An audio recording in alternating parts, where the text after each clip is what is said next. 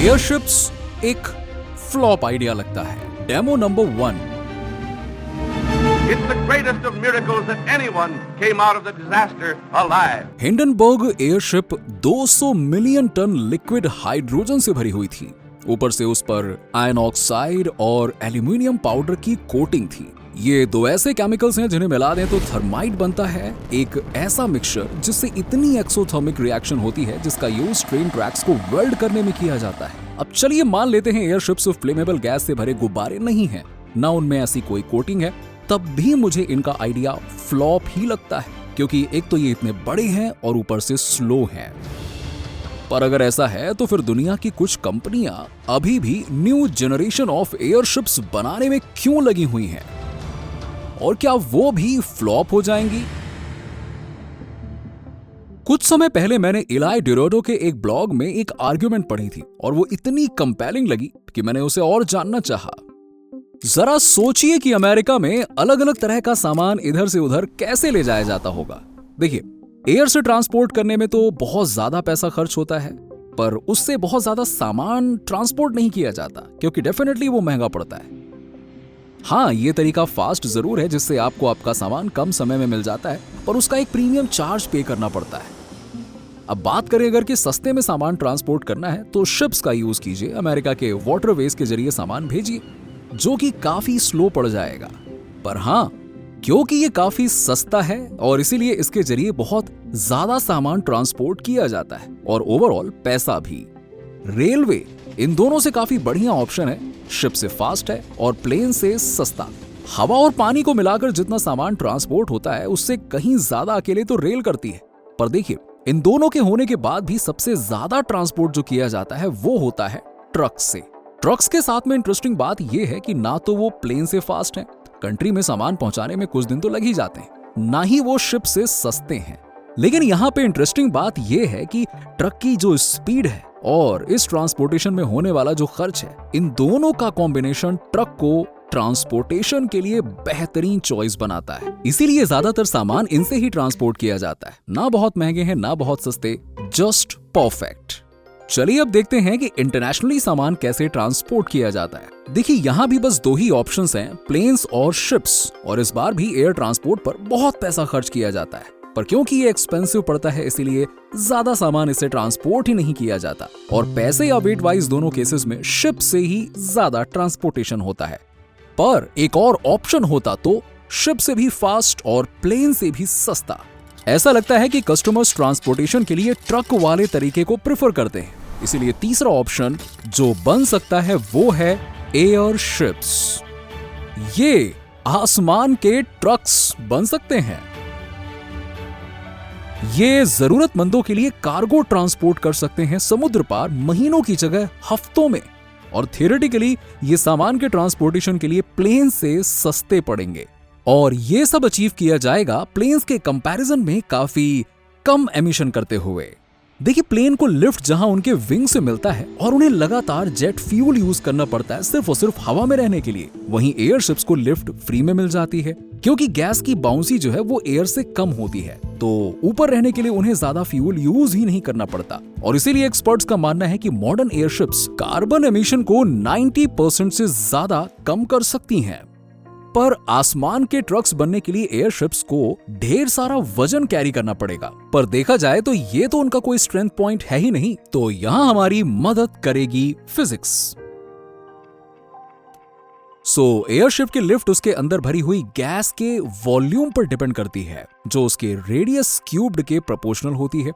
वहीं drag cross section और वेडेड area पर डिपेंड करता है, जो कि बेसिकली शिप का सरफेस एरिया ही होता है, जो रेडियस स्क्वायर्ड के प्रोपोर्शनल होता है। इसका मतलब ये हुआ कि आप जितनी बड़ी एयरशिप्स बनाओगे वो उतना ही ज्यादा एफिशिएंट बनेगी। अब एयरशिप्स की लिफ्ट रेडियस क्यूब्ड के प्रोपोर्शनल है, वहीं ड्रैग प्रोपोर्शनल है रेडियस स्क्वायर्ड के। मैथ आपके साथ है, बड़ी शिप्स को क्यूब स्क्वायर्ड का फायदा है। अपनी एयरशिप की परफॉर्मेंस बूस्ट करनी है, बस साइज करिए डबल, एरिया को 4 गुना बढ़ाएंगे तो वॉल्यूम 8 गुना बढ़ जाएगा। तो लिफ्ट टू ड्रैग रेशियो है डबल, और इतना काफी नहीं है तो साइज को फिर से डबल करिए। तो एयरशिप्स को आसमान के ट्रक्स बनाने के लिए हमें अभी तक की दुनिया की सबसे बड़ी एयरशिप बनानी पड़ेगी। एयरशिप्स मेनली 3 तरह के होते हैं। पहली है ब्लिम्प। ये बेसिकली एक बलून होता है जिसमें गोंडोला और मोटर अटैच कर दिए जाते हैं एंड बलून की तरह ही इसके शेप को ओवर प्रेशर से मेंटेन किया जाता है और इसीलिए इसके सरफेस पर हमेशा टेंशन बनी रहती है। और ब्लिम्प का साइज बढ़ता है तो इसकी टेंशन भी बढ़ती है, इसीलिए बड़े ब्लिम्प्स के लिए अपनी शेप मेंटेन करना काफी मुश्किल होता है, तो इसीलिए ब्लिम्प्स को ज्यादा बड़े नहीं कर सकते हैं। नाउ सेकंड ऑप्शन होता है सेमी रिजिड। इसमें ब्लिम्प्स की तरह ही सरफेस पर टेंशन तो होती है, बस इसमें स्ट्रक्चरल सपोर्ट ऐड कर दिया जाता है इसके साइज को मेंटेन रखने के लिए। नाउ आखिरी वैरायटी है रिजिड बॉडी एयरशिप्स। इनकी शेप मेंटेन करने के लिए पूरा इंटरनल स्ट्रक्चर बनाया जाता है और इनमें हॉल के अंदर कई सारे गैस सेल्स होते हैं जो हाइड्रोजन या हीलियम जैसी लिफ्टिंग गैस से भरे होते हैं। और अच्छी बात यह है कि इस केस में ये गैस सेल्स ओवर प्रेशराइज नहीं होते हैं। एंड रिजिड एयरशिप्स की खासियत ये होती है कि इन्हें बड़ा करने में कोई दिक्कत नहीं आती है। बड़ी शिप्स चाहिए, बस स्ट्रक्चर को थोड़ा मॉडिफाई कीजिए और कुछ एक्स्ट्रा गैस बैग्स लगा दीजिए, दैट्स इट। और मजे की बात तो यह है कि ऐसा करने पर यूनिट वेट भी घट जाएगा। रिजिड एयरशिप्स स्क्वायर क्यूब्ड से भी बेटर स्केल होती है और इसीलिए ये लास्ट वैरायटी ही कार्गो ट्रांसपोर्ट के लिए बेस्ट है। और इसीलिए इलाय सुझाव देते हैं एक 388 मीटर्स की लार्ज रिजिड एयरशिप बनाने के लिए जो कि कार्गो मार्केट को डोमिनेट कर पाए, यानी एक ऐसी शिप जो कि 500 टन तक का सामान ट्रांसपोर्ट कर पाए 90 किलोमीटर पर सेकंड की स्पीड से। ये हाईवे पर 2 स्टैचू ऑफ लिबर्टी को स्पीड से ले जाने के बराबर है। और यकीन मानिए अगर ये बन गया तो ये अभी तक का सबसे बड़ा एयरक्राफ्ट होगा, दोनों साइज और वेट कैरी करने की कैपेसिटी में, जो कि इतना बुरा भी नहीं है। पर कार्गो मार्केट का एक बड़ा हिस्सा बनने के लिए आपको बस एक शिप से काम नहीं चलेगा, आपको दुनिया भर में कई थाउजेंड्स ऑफ एयरशिप्स तैनात करनी पड़ेगी। और अगर ये फ्रेट कंटेनर्स मार्केट का आधा हिस्सा भी कैप्चर कर लेती हैं, तो ट्रक्स जैसे कि बीच के प्राइसेस लगभग 10 सेंट्स पर किलोमीटर पर, तब भी इनका ईयरली रेवेन्यू $650 बिलियन का होगा। और अगर ये सब एक ही कंपनी करती है तो वो रेवेन्यू वाइज दुनिया की बन जाएगी सबसे बड़ी कंपनी, इतनी बड़ी कि एप्पल, अमेज़न और वॉलमार्ट से भी बड़ी। तो कौन बना रहा है इन मॉन्स्टर शिप्स को? वेल, अभी तक कोई नहीं।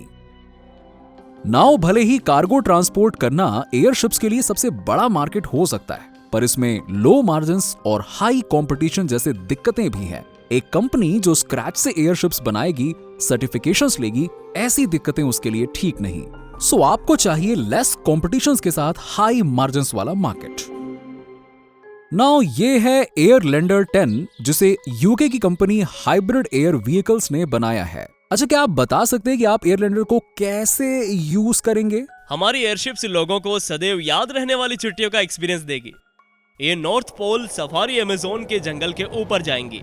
इनसे कोई एनवायरमेंटल इम्पैक्ट नहीं होगा, एक लग्जरियस एक्सपीरियंस मिलेगा और चीजों को उस नजरिए से देखने का मौका मिलेगा जो कहीं और पॉसिबल नहीं है। तो इनकी पहली ट्रिप 2026 से ही शुरू कर दी जाएगी। अगर पहले ट्रिप पर जाना है तो अभी से सेविंग शुरू कर दीजिए, क्योंकि 2 लोगों के टिकट की प्राइस है $2 लाख। और जहां कुछ कंपनीज का फोकस लग्जरी मार्केट्स पर है, वहीं कुछ और कंपनीज एयरशिप्स को दूसरी तरह से यूज करने के बारे में सोच रही हैं। अच्छा, सोचिए नॉर्मली कि चीजों को ट्रांसपोर्ट करने के लिए क्या क्या लगता है। ट्रक्स को रोड्स, शिप्स को पानी और पोर्ट्स, ट्रेन्स को रेलवे और स्टेशंस, प्लेन्स को लंबे हाईवेज और एयरपोर्ट्स।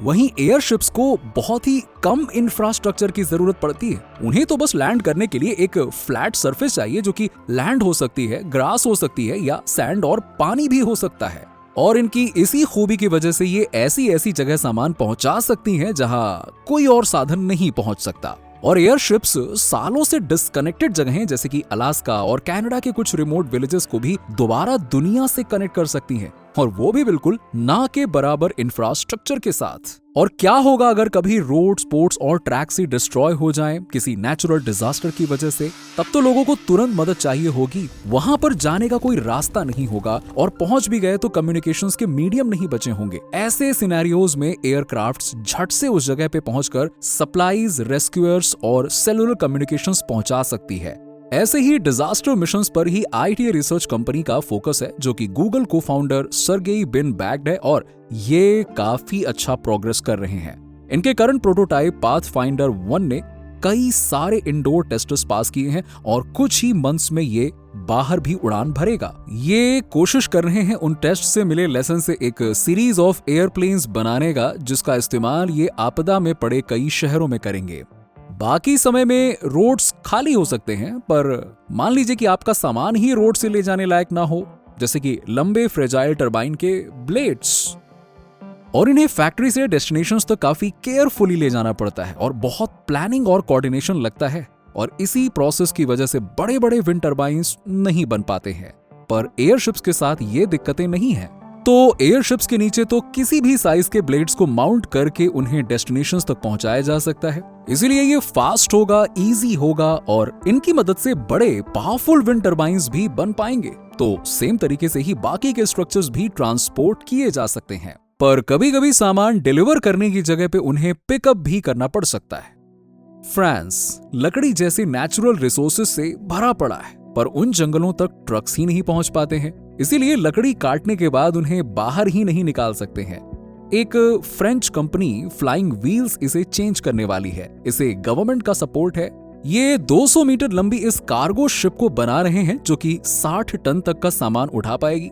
इसे डिजाइन किया गया है कि ये उन जंगलों के ऊपर ही रहकर लकड़ी कलेक्ट करके बाहर ला सके और जिससे कि उन्हें टिम्बर बनाया जा सके। पर यहाँ आसमान से सामान लोड अनलोड करने में भी दिक्कतें हैं। तो जो सबसे पहली दिक्कत है वो है सामान उतारते रखते वक्त एयरशिप को सीधे रखना, और ये काफी ज्यादा मुश्किल है। जो बड़ी एयरशिप्स होती है उनमें एक दिक्कत होती है जिसे हम सेल इफेक्ट कहते हैं। इसका मतलब होता है कि हवा का एक हल्का सा झोंका भी जब एक बड़े सरफेस एरिया से टकराता है तो काफी इम्पैक्ट क्रिएट होता है। इसी की वजह से एयरशिप्स को बैलेंस करना काफी मुश्किल होता है, स्पेशली कम हाइट्स और लो स्पीड पर। तो हाँ, वो थोड़ी हवा से इफेक्ट हो जाती है। एंड इसके सोल्यूशन के लिए सरफेस पर कई जगह प्रोपेलर्स लगाए जाते हैं जो इसके बैलेंस को बनाए रखते हैं, पर फिर स्टेबल वेदर की जरूरत से इनका यूज केस कम तो होता ही है।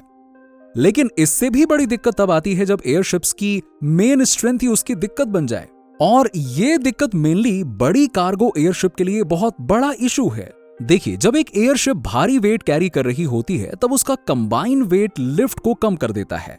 ऐसे में दिक्कत तब खड़ी होती है जब वो हैवी लोड रिलीज कर दिया जाता है और एयरशिप अचानक से बहुत हल्की हो जाती है और आसमान में उड़ जाती है। तो आपको कुछ चाहिए होगा ये रोकने के लिए। जब तक ये दिक्कत सॉल्व नहीं होती है तब तक एयरशिप्स को भूल ही जाए तो बेटर है, स्पेशली कार्गो ट्रांसपोर्टेशन के लिए। इस दिक्कत को सॉल्व करने के लिए कई मेथड्स प्रपोज किए गए हैं, और सबसे आसान है गैस रिलीज करके लिफ्ट को कम करना। पर ज्यादातर मॉडर्न एयरशिप्स हीलियम यूज कर रही हैं, और लगभग 60 टन वेट कम करने के लिए हमें 54,000 क्यूबिक मीटर हीलियम रिलीज करनी पड़ेगी, जिसका खर्च कुछ $1,000 में चला जाएगा। और हीलियम इतनी कॉमन गैस भी नहीं है, तो उसे वेस्ट करना एक माइंडफुल डिसीजन नहीं है। और हाँ, आप प्रोपेलर्स का यूज तो कर सकते हो, लेकिन उसमें जितना फ्यूल लगेगा उससे एयरशिप्स यूज करने का पूरा मोटिव ही बेकार पड़ जाता है। अभी सब सोच रहे हैं लिफ्टिंग गैस को कंप्रेस और डिकम्प्रेस करने के बारे में। आप लिफ्टिंग गैस को ही लीजिए, जब वो गैसीय स्टेट में होती है तब उससे लिफ्ट मिलती है, पर उसे सॉलिड बनाने पर लिफ्ट नहीं मिलेगा। पर इसमें कुछ दिक्कतें भी तो है। जब एयरशिप्स बहुत बड़ी होंगी तो उनमें बहुत ज्यादा लिफ्टिंग गैस होगी, तब एक कंप्रेसर चाहिए होगा जो तुरंत इतनी ज्यादा गैस को कंप्रेस कर दे, और सैडली अभी तक हमारे पास ऐसी कोई भी टेक्नोलॉजी है ही नहीं। तो तब तक बस एक ही सोल्यूशन है कि जितना वेट उतारो उतना ही उठा लो। अगर 60 टन का वेट अनलोड किया है तो 60 टन का ही वेट लोड करना पड़ेगा। अगर आपको कहीं से 60 टन लकड़ी उठानी है तो आप 60 टन पानी लेकर चलोगे और उसे पिकअप लोकेशन पर जाकर ड्रॉप कर दोगे। पर इस प्रॉब्लम का इससे भी इनोवेटिव सॉल्यूशन एग्जिस्ट करता है, जो कि एयरलिंडर 10 की सक्सेस का राज भी है। ये लिफ्ट के लिए हीलियम और इसके हल से बनी एरोडायनेमिक शेप का यूज करता है। देखा जाए तो हम एयरशिप का पूरा वेट सिर्फ हीलियम पर उठा सकते हैं, तो टेक्निकली जब ये उड़ेगा तो इसका वेट 0 होगा, और पेलोड को उठाने के लिए एरोडायनेमिक्स का यूज होगा। तो मान लिया अगर हमें 100 लोगों को एयरक्राफ्ट पर बिठाना है, हम नॉर्मल एयरक्राफ्ट के जैसे उड़ना शुरू करेंगे, बस कम स्पीड के साथ, और उन 100 लोगों के लिए एरोडायनेमिक लिफ्ट जनरेट करेंगे। इससे होगा ये कि जब हम उन्हें उतारेंगे तब हमारी एयरशिप आसमान में नहीं उड़ेगी, क्योंकि हमने उन्हें एरोडायनेमिक लिफ्ट से उठाया था जो हम कभी भी चालू बंद कर सकते हैं। तो ऐसी हाइब्रिड एयरशिप्स लाइट पेलोड के लिए तो ठीक है, पर हैवी पेलोड को लॉन्ग डिस्टेंसेस पर कैरी करने के लिए ये यूजफुल नहीं है, क्योंकि हैवी पेलोड पर आपका फ्री लिफ्ट वाला बेनिफिट ही खत्म हो जाएगा। तो इसीलिए बड़ी कार्गो एयरशिप्स के लिए लोड में आए बदलावों को हैंडल करने का बेस्ट सोल्यूशन है बस लोड को एक्सचेंज करना। लेकिन आपको बता दूं कि एयरशिप्स को आसमान का ट्रक्स बनाने में आपको इससे भी बड़ी दिक्कतें सॉल्व करनी पड़ेंगी। देखिए, पहले कभी किसी ने 388 मीटर लंबी एयरशिप्स नहीं बनाई है, तो आप कैसे बनाओगे? नॉर्मली प्रोटेक्शन के लिए एयरशिप्स को विशाल हैंगर्स के अंदर बनाया जाता है, और अभी जो सबसे विशाल हैंगर है वो तो बस 360 मीटर ही लंबा है। इसके अंदर तो ये फिट भी नहीं होगा। और आपको क्योंकि थाउजेंड्स में बनानी है, तो इसके लिए या तो आपको इन नाजुक फ्रेजाइल एयरशिप्स को खुले में ही बनाना पड़ेगा, या फिर कई सारे दुनिया के सबसे बड़े हैंगर्स बनाने पड़ेंगे। अगर आपको यह भी मुश्किल नहीं लग रहा है, तो इससे भी बड़ी एक और दिक्कत भी है। आपको अपनी हर एयरशिप को 1 million cubic metre lifting gas से भरना होगा। और यहाँ पे वही सदियों पुराना क्वेश्चन वापस आ जाता है, क्या यूज करेंगे, हाइड्रोजन या हीलियम? कंपैरिजन करें तो हीलियम काफी महंगी है और उसकी लिफ्टिंग कैपेसिटी भी कम है। वहीं हाइड्रोजन बहुत सस्ती है, पर वो खतरनाक है। हिंडनबर्ग के 40 सेकंड्स में खाक हो जाने के बाद काफी ऑब्वियस है कि एयरशिप्स में बस इनर्ट गैसेस ही यूज होनी चाहिए। फेडरल एविएशन एडमिनिस्ट्रेशन इस पर अग्री करती है कि हाइड्रोजन को लिफ्टिंग गैस बनाकर यूज करने पर कई सालों से बैन है। पर जो ज्यादातर लोग नहीं जानते वो ये है कि इसमें से टोटल 97 लोगों में से 60 से ज्यादा लोग तो बच निकले थे। लेकिन कुछ साल पहले एक airship USS Akron new Jersey के कोस्ट पर क्रैश हो गई थी, और उसमें से 76 में से 73 लोग मारे गए थे, और वो एयरशिप हीलियम से भरी हुई थी। तो शायद मेन इशू गैस के अनसेफ होने का था ही नहीं, मे बी हमें उस समय सेफ एयरशिप्स बनाना ही नहीं आता था। उस टाइम पर हम सेफ एयरप्लेन्स भी नहीं बना पाते थे, पर आज एयरप्लेन सबसे सेफेस्ट मोड्स में से एक है। और किसी भी प्लान में जिसमें हमें थाउजेंड्स ऑफ एयरशिप्स बनाकर उसमें गैस भरनी है, रियलिस्टिक ऑप्शन सही बताऊं तो हाइड्रोजन ही है, क्योंकि हीलियम बहुत ही रेयर और महंगी है। वहीं हाइड्रोजन इजीली बन जाती है, सस्ती है, प्लस हीलियम से 8% ज्यादा लिफ्ट जनरेट करती है। और फिर आता है सर्टिफिकेशन का इशू। जनरली किसी भी नए एयरक्राफ्ट को सर्टिफिकेशंस दिलाना काफी लेंदी और महंगा प्रोसेस है, पर यहाँ पर आप नए एयरक्राफ्ट के सर्टिफिकेशन की बात नहीं कर रहे हो, आप बात कर रहे हो नए तरीके के एयरक्राफ्ट की। तो आपको ये बता दूं कि किसी ने भी अभी तक एक विशाल एयरशिप को सर्टिफाइड नहीं किया है, तो सर्टिफिकेशन का इश्यू तो है। तो जरा सारी दिक्कतों को एक बार ऐड कर लीजिए दुनिया की सबसे बड़ी एयरशिप बनाने में जो आएंगी। और हाँ, डेंजरस गैस भरने वाली दिक्कत भी है, और अभी भी सबसे बड़ी दिक्कत तो रह गई है। पर ये सारी दिक्कतें मायने ही नहीं रखती हैं, क्योंकि 500 टन की कार्गो एयरशिप बनाना शायद पॉसिबल ही नहीं है। तो एयरशिप बनाने के लिए सबसे इंपॉर्टेंट चीज जो होती है वो होता है उसका स्ट्रक्चर हल्का हो, टिकाऊ हो, स्ट्रांग हो, उसमें अच्छी खासी स्ट्रक्चरल इंटीग्रिटी हो, पर वो इतना हल्का हो कि ऊपर उठ सके। और एक सर्टेन साइज वाला पॉइंट आता है जहां पर आपको स्ट्रक्चरल इंटीग्रिटी ऐड करने के लिए उतना वेट ऐड करना पड़ेगा जिससे आप सेफ रहो, और यही चीज आपका पूरा मामला खराब करके रख देगी। तो एयरशिप्स में वेट इश्यूज की वजह से अंदर के स्ट्रक्चर के साइज की एक लिमिट है। और वो साइज लिमिट क्या है? वेल, हमें नहीं पता। हमें बस ये पता है कि अभी दुनिया भर में कुछ कंपनीज दुनिया की सबसे बड़ी एयरशिप्स बनाने में लगी हुई हैं, और उनमें से कोई भी एयरशिप को आसमान का एयर ट्रक्स बनाने का सोच ही नहीं रहा। इसकी जगह वो उन जगहों पर फोकस कर रहे हैं जहां पे एयरशिप्स के पास अनफेयर एडवांटेजेस हैं, डिसेंट मार्जिन्स हैं और लेस कंपटीशन वाली मार्केट है। और वैसे भी कौन जानता है कि जैसे ही एयरशिप एडवांस होगी, कोई कंपनी लीड लेकर आसमान के ट्रक्स बना दे। ऑफ कोर्स वो आसान नहीं है, पर उस रिस्क का रिवॉर्ड अच्छा है। क्या आपको लगता है कि फ्यूचर में हमें आसमान में बड़ी बड़ी एयरशिप्स उड़ती दिखेंगी? अजीब लगेगा, पर हाँ लगता तो है। वो समय ज्यादा दूर नहीं है जब हमें आसमान में कुछ ऐसा देखने को मिलेगा जिसे देखकर आप और मेरे चेहरे खिलखिला उठेंगे नॉस्टैल्जिया फील कर कि कितने बड़े बड़े एयरशिप्स आसमान में उड़ रहे हैं। बहुत मुश्किल होता है ऐसी नई चीज को लाना जिससे दुनिया फेमिलियर नहीं है। हाँ, कई सारी ऐसी चीजें हैं जो कुछ समय के बाद नॉर्मल हो गई हैं, तो ये भी हो जाएंगी, बस थोड़ी सी प्रतीक्षा कर लीजिए। मैं दुआ करता हूँ कि वो दिन जल्द ही आ जाए और मुझे राइड नहीं तो कोई बात नहीं, टूर जरूर करने दीजिएगा।